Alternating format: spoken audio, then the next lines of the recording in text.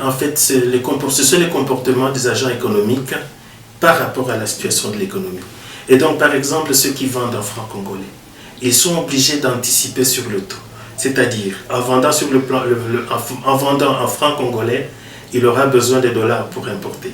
Par conséquent, en se disant que le taux peut hausser le lendemain, il préfère anticiper. Si le taux aujourd'hui, par exemple, sur le marché parallèle est en 2500, il va commencer à vendre en 2600 pour se dire, quand j'aurai besoin de dollars, au moins je serai couvert du risque de change.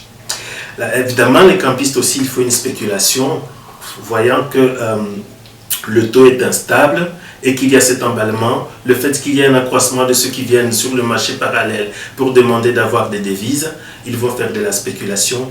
Et donc, comme je l'ai dit, parmi les mesures de solution, s'il y a suffisamment de devises dans les systèmes bancaires, que ce soit ceux qui sont rémunérés par l'État en francs congolais, parce qu'il y en a qui sont payés par le système bancaire, que ce soit les commerçants, quand ils ont exporté ou quand ils ont besoin d'importer et qu'ils ont besoin de dollars, si le système bancaire peut répondre à la demande des devises, le taux d'échange, à mon avis, progressivement, il pourra redescendre et non plus s'emballer comme maintenant.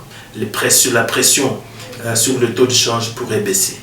Donc, le ministère de l'économie a en charge le contrôle de la structure des prix.